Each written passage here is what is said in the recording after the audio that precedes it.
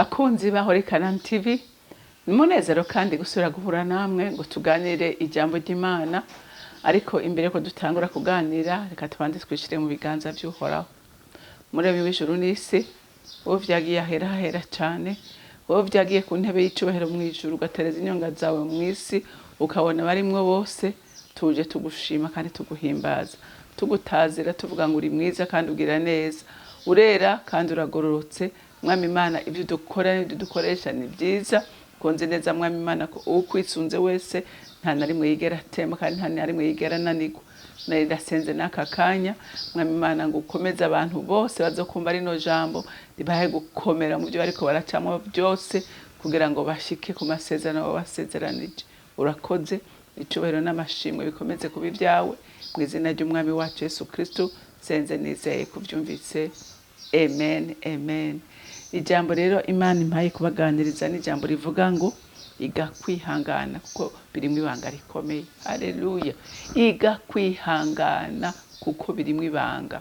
Kwihangana bigushikana kure. Kwihangana bituma utananirwa, bituma ugera kuri destine yawe. Haleluya. Ushika mu vy'Imana yaguteguriye.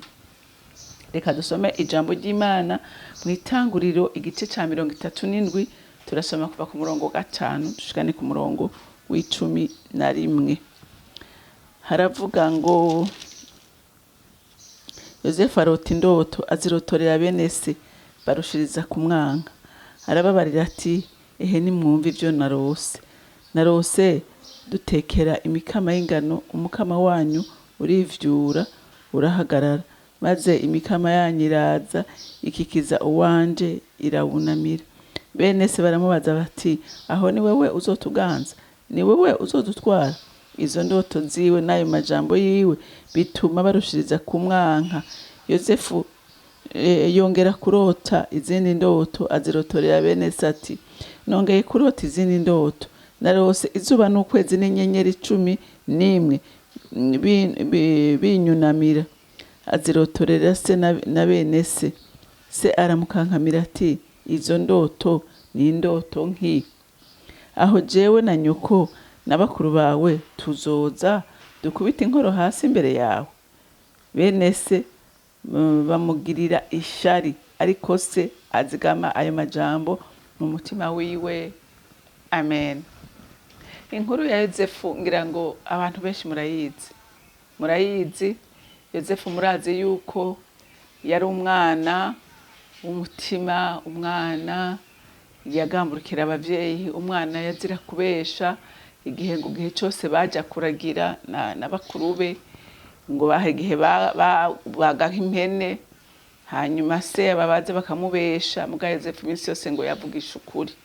Hama kandi se yaramukunda cyane, yamushoneshereza n'umwambaro dasa n'iy'abandi, bigatuma ngo abo bavukana bene se ngo bamwanka cyane, kuko se yaramutonesha gose. Kuko urazi ko nyina yapfuye Yosefu akiri muto, kandi yakunda mama wiwe gose. Hanyuma umunsi umwe ngo ararota ngo abona bagiye kugira kugenya ingano. Umva barazirandura hama akafunga imiganda. Hanyuma ngo aja abona umuganda wiwe urahagurutse, ngo iyabo bandi ngo yikubita hehe yunamira umuganda wa Yosefu. Hama bene se baramubwira ngo aho gira tubwire ko ari we uzotuganza.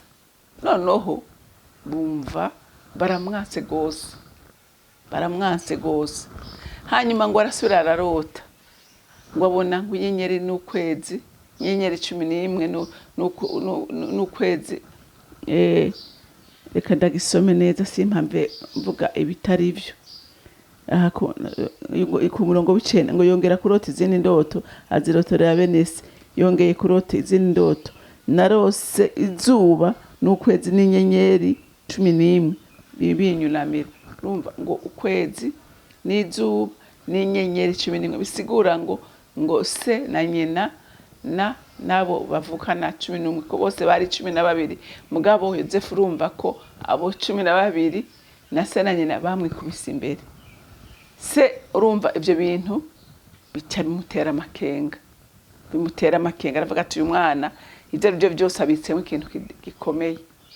Hanyuma ngo aca aramubwira ngo aho rero ubwire yuko ngo jewe ngo nawe muvukana na mama wawe tuzokwikubita imbere, uzotuganza. Rero ngo aba bene se noneho barushiriza ku mwana. Haleluya. Barushiriza ku mwana, ariko Yosefu nawe akomeza kubika izo ndote mu mitima wiwe, ayumva yuko ari Imana imuganirije, arumva neza ko ari Imana igize iki imuhaye isezerano. Haleluya, haleluya. Bantu b'Imana, Imana iguhaye isezerano, iguhaye isezerano, n'umwansi ahaguruka kugwanya iryo sezerano Imana iguhaye. Hanyuma ngo umunsi umwe ngo se aramutuma ati ngo uje kundabira bakuru bawe aho bagiye kuragira intama mu bugaragu, ugende barabe ubagemurire hama uzombwira gakuru. Haleluya. Yosefu arikora aragenda. Ngo bakimubona aho yagiye anazimagurika, kuko aho bari bagiye kuragira intama bari bahimutse. Yosefu agenda azimagurika, baza ati ntimwamboneye abantu baragiye umukuku w'intama, baramurangira iyo bagiye kuragira. Yosefu agenda azimagurika arabashikira, kandi yari yuzuye amahoro, yari yuzuye akanyamuneza, nta ngorane nimwe yari afise. Ariko bene se, haleluya, bene se bo bari bamufitiye iki? Bari bamufitiye ishari. Ariko nagira ndakubwire no muri iryo shari muntu w'Imana, nagira ndakubwire ngo ni ryasezerano umwansi yifuza ko ridashika kuba Imana rivuzeko. Amen, haleluya. Nagira ndakubwire ngo imisi yose iyo ufise isezerano, menya ngo n'abakugwanya Satani ntaca ku bantu Satani imisi yose yamaca ku bantu bakwegereye kugira ngo bakuvune umutima, hanyuma n'ivyo bintu bivemo. Haleluya, n'ivyo bintu ubivemo. Mugabo ngo Yosefu ngo bakimubona waravuga ngo hewe ngo mwamubonye, ngo mwabonye Karosi, ngo nguriya Karosi ya baraguhindurira n'izina, bamwita Karosi, ntibamwita ati nguriya Yosefu araje, bamwita Karosi. Haleluya. Nawe uyu munsi muntu w'Imana, uyu munsi ushobora kuba ufise isezerano, kandi iryo sezerano ukaba uriko uraritukana, ukaba uriko urababazwa n'iryo sezerano. Niko biri, ubu n'umwansi agomba kudashika muri destine yawe. Nico gituma uteza kwihangana, uteza gukomera, uteza kuvuga ngo byanka byakunda ndashikama gushika nshitse mu isezerano ryanje. Haleluya, haleluya. Yosefu ngo bacavuga ati none tumukoze iki? Baje inama ati reka rero tukwereke, reka tumwice, reka tumwice. Hama tubwira papa ko ibikoko vyamuriye, tufate n'impudu ziwe tuzibayange mu maraso, hama tumurungikire. Mukuru wabo aravuga atumva reka gukora amaraso, atahubwo reka tumute mu kinogo. Sinzi waho yakubitiye. We mu mutima wiwe, Rubeni niwe yari mukuru, ngo mu mutima we yumva avuga ati ngira ndamushire mu kinogo, hama mpengere mwijoro ndamukureyo, hama nabe ngene ndamutorokesha ndamusubize muhira. Urumva? We niko yumva, ntiyashaka ko bakora amaraso. Arababwira ati ntimukora amaraso, ni mumureke tumushira ajya mu kinogo. Hama sinzi ngo aho yagiye, agarutse acasanga bamugurishije, kuko babonye abanyejute ngo bari baje. Hanyuma baravuga ati uyu reka tumwikize, reka tumugurishe turabe ingene isezerano rizomushikako. Haleluya, haleluya. Yosefu ikintu namukundiye, kandi nawe no guhanura muntu w'Imana, inzira yose uri kuracishwamo emera uyicemo, kuko Imana yarirahiye kwitazokwigera ikureka wenyene, ntizokwigera ikureka wenyene. Mu mageragezwa yose uzoburimo, Imana yavuze ngo nzoba ndi kumwe namwe. haleluya, ngo nzoba ndi kumwe namwe gushika ryari, gushika ushitse mu isezerano. Sino mu isezerano gusa, ngo gushika ku mpera y'isi, haleluya, gushika ku mpera y'ubuzima bwawe. Imana ni wayizera izogumana nawe, ntizokureka wenyene mu ntambara, ntizokureka wenyene muri uyo muriro. Yavuze ngo tuzoba turi kumwe, emera uwucemwo, ariko umenye ngo sinzoguta, sinzokureka, haleluya, ngo uyo muriro ntuzogufata, ibirimi byawe ntibizoguturire by'uwo muriro, ngo uzoca no mu migezi, imigozi ngo ntizogutembana, ngo nzoba ndi kumwe nawe, nzoba ndakureruye mu biganza byanje, haleluya. Yosefu aramenya neza ati jewe ninaguma ndumwizigirwa, haleluya, jewe nintahemukira Imana, nayo ntishobora kumpemukira, haleluya, haleluya. Yosefu yizera Imana, aravuga ati naho bangurishije, Imana ntiri kure yanje, Imana sigipfa amaso, Imana iri kwirabibona, haleluya, iri kwirabona ibi, haleluya. Satani nawe yo iyabimenye ntiyari kwemera kwagurishwa, ntiyari kwemera kwagurishwa. Yemenya ko iyo nzira nyene, ingenda babwire abantu b'Imana, Satani kenshi ntamenya amabanga, iminsi yose ntamenya amabanga y'Imana, ntamenya n'umugambi w'Imana kuri wewe, kiretse utwo umuntu iba wavuze canke bageze kubundi, ntamenya destination finale, ntayamenya. Kuko iyaba Satani yarabizi neza ko isezerano rya Yosefu rimurindiririye muri Egypte, Satani ntiyari gukora ibi. Nawe nagira ndakubwire ngo iyo nzira uri kuracamo nahiruhije, niyo nyene Imana yemeye kugucicamo kugira ngo ushitse mu byawe, haleluya. Yosefu ngo baramugurisha, ashitse no muri Egypte asubira kugurishwa ubugira kabiri, bamugurisha kwande? Kwa Potifari. Ariko aguma niki? Aguma ari umwizigirwa, haleluya, aguma yihanganye, avuga ubwira Imana ngo Mana ndategereje, ndakurindiriye kushitsa muri rya sezerano, ndagutegereje kushikana muri za ndoto wanyereka, bimwe wambwaniriza wa munsi, ndabirindiriye nihanganye, jewe sinzoguhemukira, jewe sinzokuvako, amen. Muntu w'Imana, nawe nagoma ndakubwire ngo ntuhemuke, kuko nutahemuka uzobona ivy'Imana yagusezeranije. Yosefu baramutwaye, aragurishijwe, ngo abumwizigirwa, haleluya, abumwizigirwa, akorera neza sebuja, gushika aho yagize iki? Ngo yaronse umugisha atari bwaronke kubera Yosefu ahari. Nagira ndakubwire muntu w'Imana, ibyo urimwo byose byitwaremwo neza, kugira ngo Imana ntikugaye, kugira ngo Imana ntikubone ko agasembwa, haleluya. Nutayihemukirayo ntihemuka na rimwe, ntibesha, oya ntibesha. Yosefu ngo sebuja amubwira ati ibintu byose byo muri rugo ndabigushikirije, haleluya. Satani aravuga ati uyu muhungu ko ananiye, ndamuce hehe? Amuterereza iki? Amuterereza igikundiro kuri iyi nabuja. Iyo ni Satani yamugiyemo kugira ngo igire iki? Ihushishe Yosefu umugisha wiwe.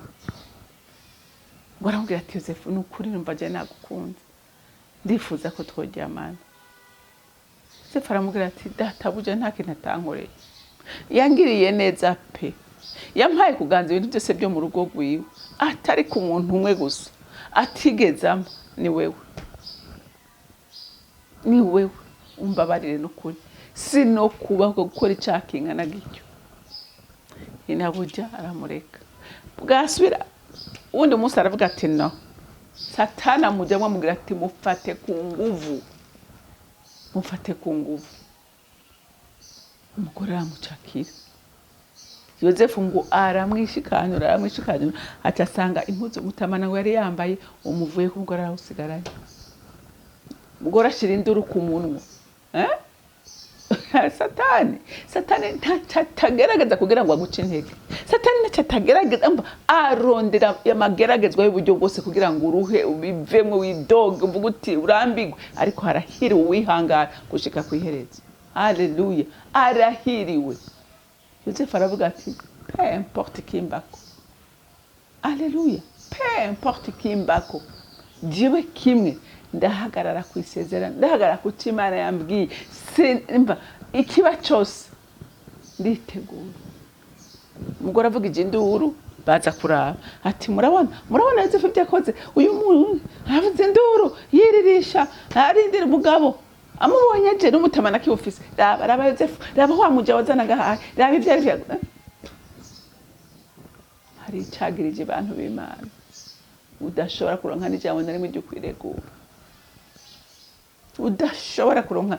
Satani akakuremera ikintu c'ubugesera. Sebuja ntakeneye akora yamujanye mu gasho, ariko toujours ako gasho yari nzira. Nawe uyu munsi ushobora kubura mu byana gasho, ariko umenye ngo niyo nzira nyene ako gasho ukavamwo winjira mu masezerano yawe. We komera ukomeze umutima wihangane. Haleluya. Ntuhemuke. Yozefu ntiyahemutse. Yozefu yari ihangane. Yozefu ntigeze yidoga. Yozefu ntigeze arira. Yozefu ntigeze abaza Imana ngo Mana kuki jewe yagumye avuga ati jewe ndategereje isezerano. Murazi ko yavuye mu gashaja hehe ajibwa aba wakangahe wakabiri ku mwanya. Nawe uyu munsi ni waba Imana hari cyo yakubwiye, nagira ndakubwire ngo gikomereko. Haleluya. Gikomereko wihangane. Imana ica mu nzira nyinshi, igucisha hakomeye, ishaka kugucisha horoshe, ariko iragucisha hose hemere. Isezerano ryawe uzoribamo. Imana yo mwijuru ibampera umugisha. Mana y'imbabazi n'urukundo, sindambirwa kugushimira kuko wowe uhora umwizigirwa iminsi yose. Kandi ga Mwami, inzira zawe n'ibihumbagiza byo gushikana kw'amasezerano abana bawe. None ndasenze ngo bakomeze kandi bakomereze mu buntu bwawe. Twihangane ko tuzi neza wowe kutabesha, ibyo wawe uzabikora kandi ukabishitsa. Urakoze, icyubahiro gikomeze kuba icyawe. Mu izina rya Kristo Yesu nsenze nizeye ko byumvise. Amen. Mwarahezagiwe, mugire umunsi mwiza.